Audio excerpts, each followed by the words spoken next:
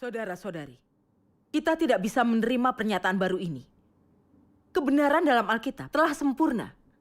Alkitab sudah cukup bagi kepercayaan kita kepada Tuhan. Kita tidak perlu firman baru. Amin.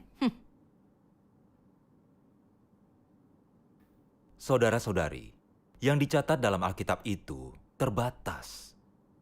Perjanjian Lama hanya mencatat pekerjaan Tuhan Yahweh. Sementara Perjanjian Baru hanya mencatat pekerjaan Tuhan Yesus. Tapi mengenai pekerjaan Tuhan di akhir zaman, Alkitab hanya memuat berbagai nubuat. Rinciannya tidak dicatat di dalam Alkitab. Ini karena pekerjaan Tuhan di akhir zaman adalah pekerjaan penghakiman, pekerjaan baru di luar Alkitab. Tuhanlah pengungkap kebenaran, serta penguasa alam semesta. Kekayaannya tiada habisnya dan selalu melimpah. Dia tidak bisa diukur makhluk ciptaan manapun. Karena itu, Alkitab tidak bisa sepenuhnya menjelaskan segala perbuatan Tuhan. Mari kita baca ayat firman Tuhan yang Maha Kuasa. Baik. Ya, Mari buka halaman 984.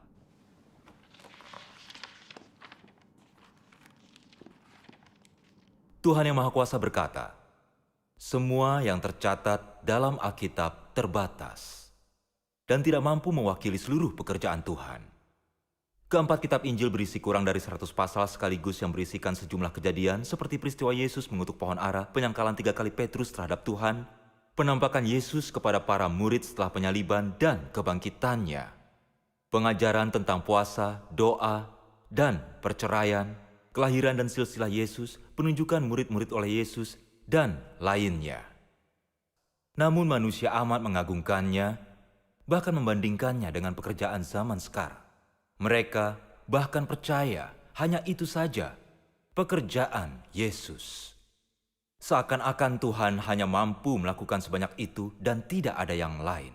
Bukankah ini menggelikan? Berhenti, tidak perlu dilanjutkan. Yang kau katakan itu salah. Saudara-saudari, Perjanjian Lama dan Baru itu sudah lengkap. Namun mereka berani berkata yang dicatat dalam Alkitab itu terbatas. Ini jelas merendahkan Alkitab. Merendahkan Alkitab sama saja merendahkan Tuhan. Amin. Benar. Selama 2000 tahun, mereka yang percaya Tuhan membaca Alkitab.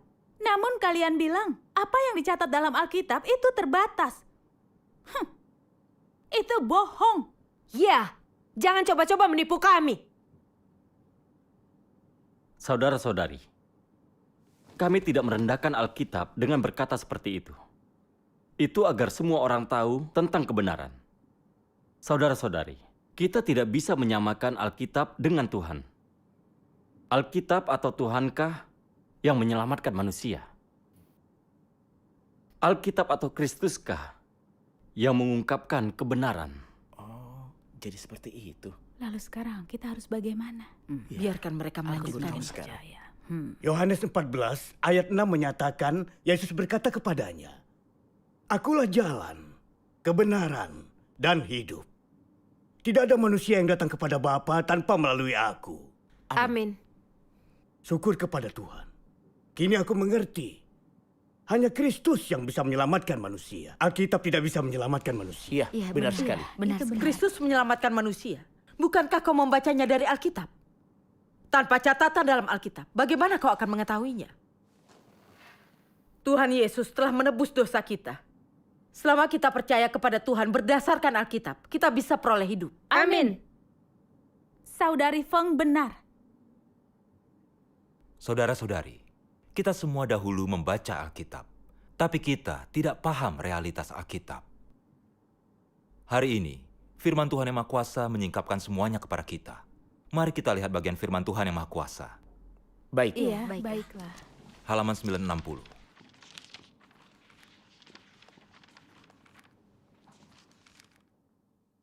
Tuhan yang Maha Kuasa berkata, tidak seorang pun tahu kenyataan tentang Alkitab. Bahwa Alkitab tidak lebih dari catatan sejarah tentang pekerjaan Tuhan. Dan bukti atas 2 tahap pekerjaan Tuhan sebelumnya. Tapi tidak memberimu pemahaman tentang tujuan pekerjaan Tuhan. Setiap orang yang telah membaca Alkitab tahu, Alkitab mencatat 2 tahap pekerjaan Tuhan selama zaman hukum Taurat dan zaman kasih karunia. Perjanjian Lama membukukan sejarah Israel, dan pekerjaan Yahweh sejak zaman penciptaan hingga akhir zaman hukum Taurat. Perjanjian Baru mencatat pekerjaan Yesus di bumi yang ada dalam 4 Injil, serta pekerjaan Paulus. Bukankah itu catatan sejarah? Mengemukakan perkara-perkara zaman dulu menjadikan semua itu sejarah. Dan biarpun perkara-perkara itu benar atau nyata, semuanya tetaplah sejarah. Dan sejarah tidak dapat berurusan dengan masa kini. Karena Tuhan tidak melihat kembali sejarah. Jadi, jika engkau hanya memahami Alkitab, tapi tidak memahami apapun pekerjaan yang Tuhan inginkan saat ini, dan jika engkau percaya Tuhan, tetapi tidak mencari pekerjaan Roh Kudus, maka engkau tidak mengerti apa artinya mencari Tuhan. Jika engkau membaca Alkitab untuk mempelajari sejarah Israel, untuk meneliti sejarah penciptaan Tuhan atas langit dan bumi, maka engkau tidak percaya Tuhan.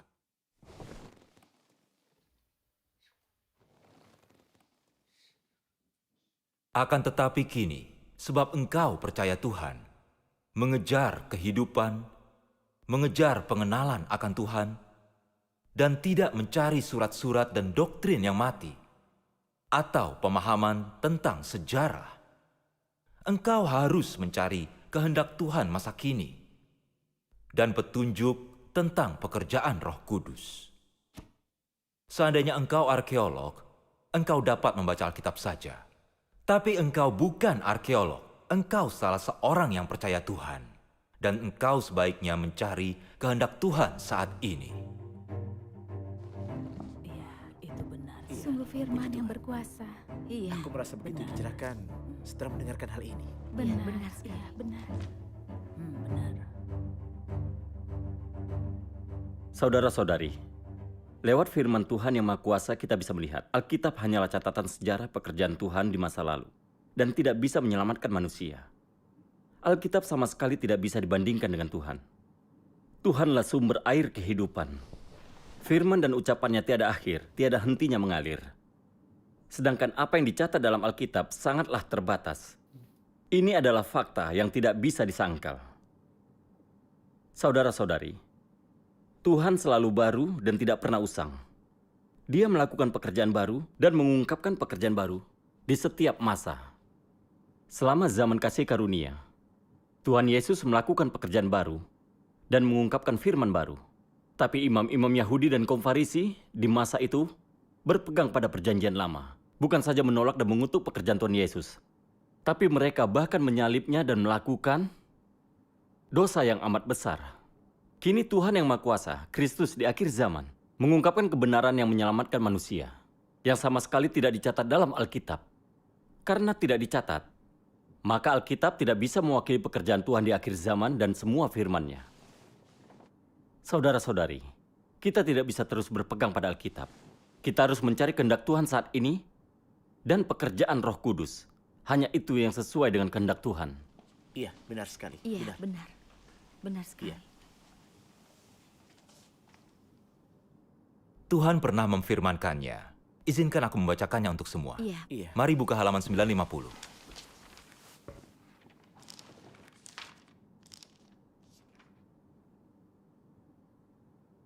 Tuhan yang Maha Kuasa berfirman, jika engkau makan dan minum perjanjian lama selama zaman kasih karunia, jika engkau harus melaksanakan apa yang dituntut di zaman perjanjian lama selama zaman kasih karunia, Yesus akan menolak dan menghukum engkau.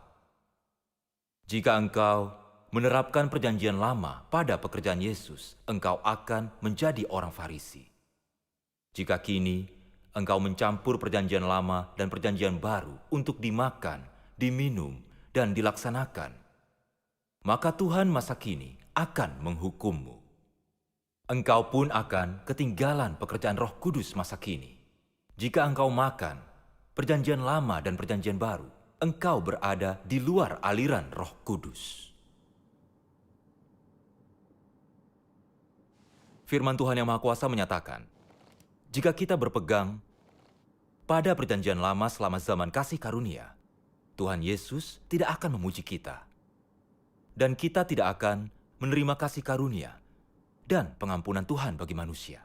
Dan terlebih lagi, kita tak akan menikmati kedamaian dan sukacita setelah Tuhan menebus dosa kita.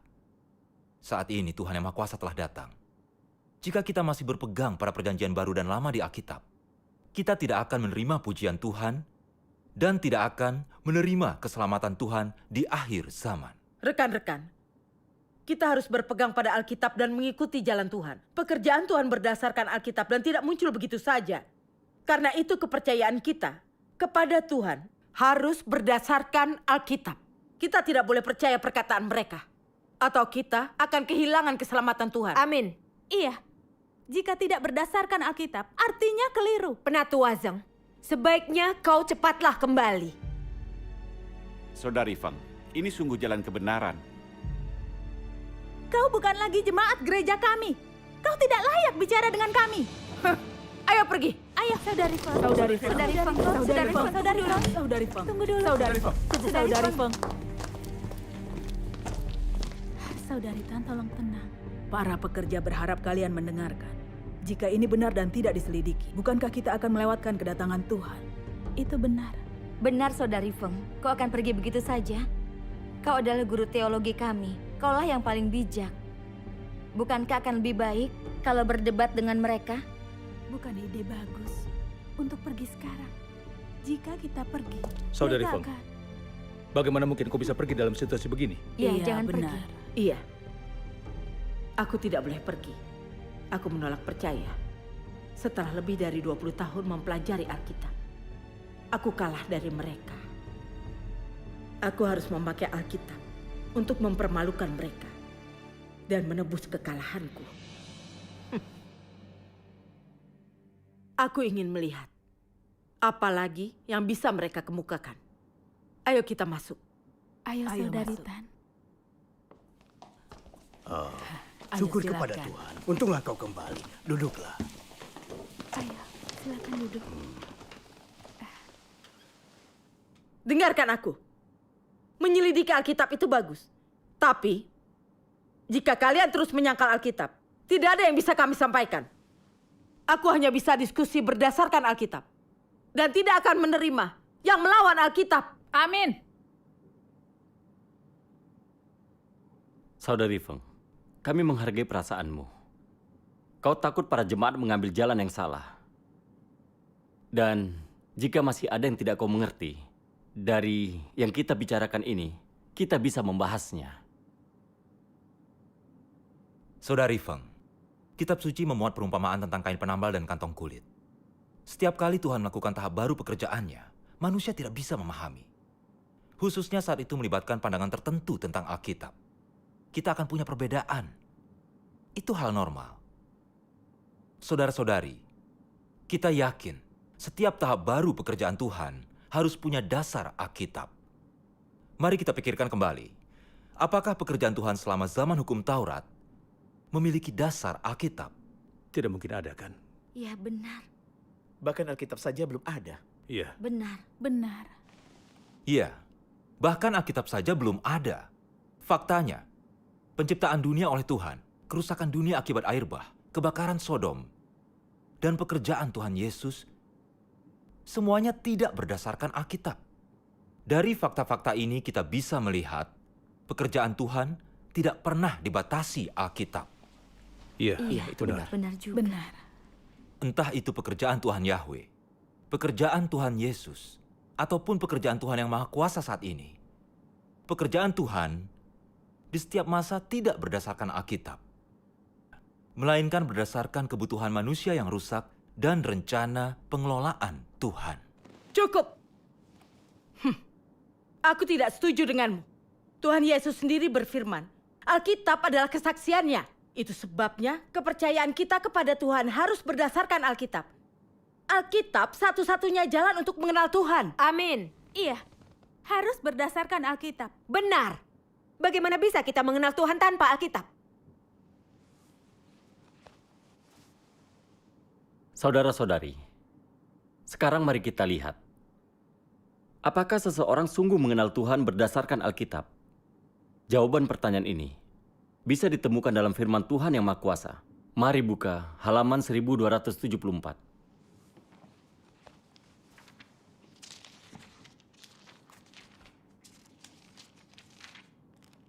Saudara Guo, tolong bacakan. Baik. Tuhan Yang Maha Kuasa berkata, pada saat itu semua orang Yahudi membaca Perjanjian Lama dan mengetahui nubuat Yesaya tentang bayi laki-laki yang dilahirkan dalam palungan. Lalu mengapa dengan pengetahuan ini mereka tetap menganiaya Yesus? Bukankah ini karena sifat pemberontak dan pengabaian mereka terhadap pekerjaan Roh Kudus? Pada saat itu orang Farisi percaya bahwa pekerjaan Yesus tidak seperti yang mereka ketahui tentang bayi laki-laki yang dinubuatkan itu. Manusia masa kini menolak Tuhan karena pekerjaan Tuhan yang berinkarnasi tidak sesuai dengan Alkitab. Bukankah substansi pemberontakan mereka terhadap Tuhan sama saja?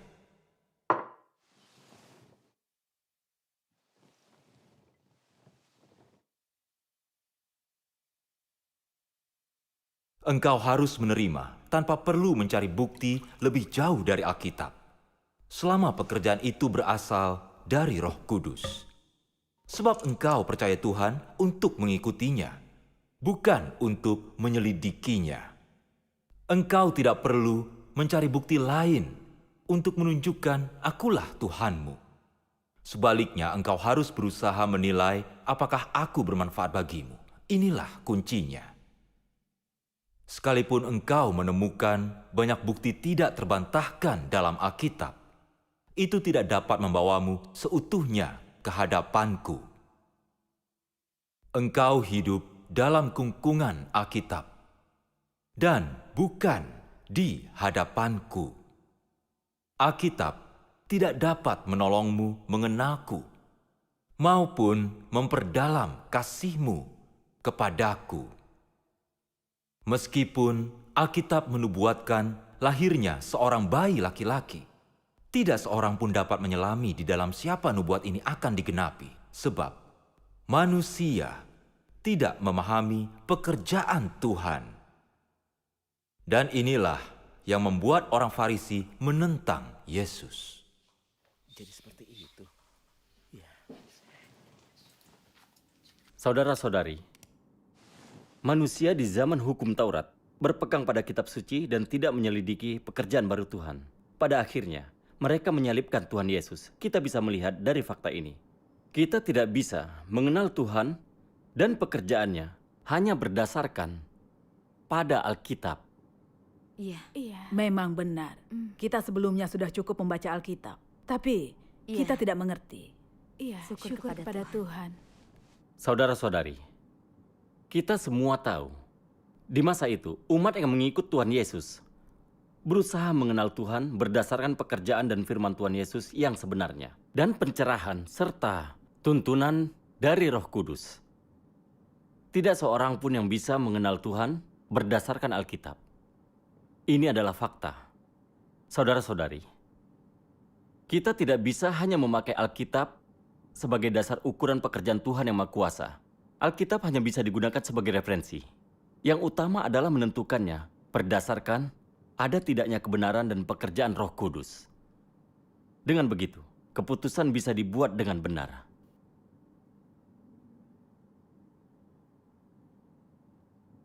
Saudara-saudari, mari kita baca firman Tuhan yang Maha Kuasa. Kita akan mempelajari lebih lanjut. Baik. Halaman 945. Setiap orang ingin menemukan nubuat pekerjaan akhir zaman dalam Alkitab. Mereka ingin mengetahui pekerjaan Tuhan di akhir zaman, serta tanda-tanda akhir zaman.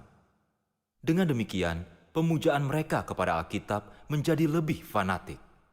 Dan semakin dekat akhir zaman, semakin besar kepercayaan mereka terhadap nubuat dalam Alkitab, terutama tentang akhir zaman.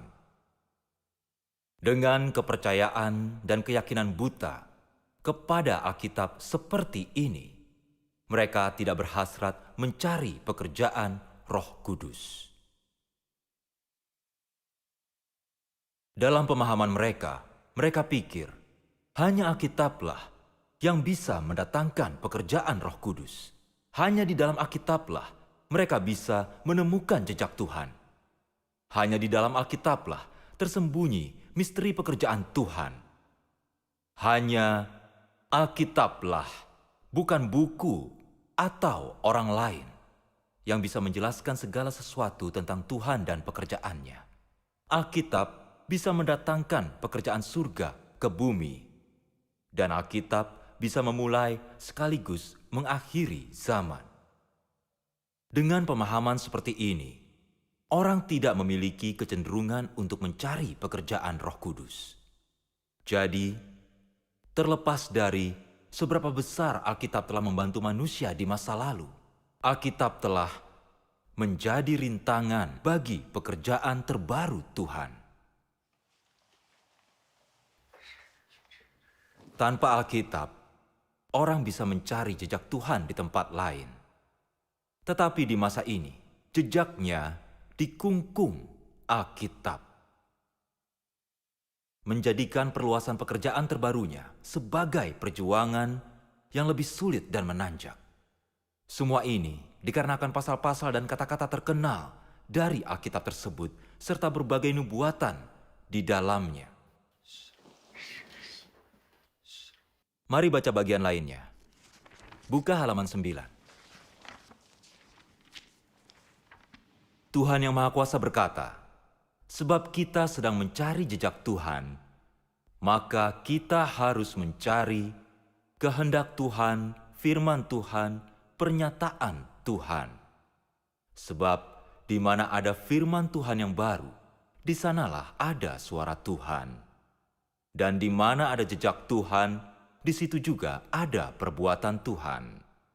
Di mana ada pengungkapan Tuhan, di situ juga ada penampakan Tuhan.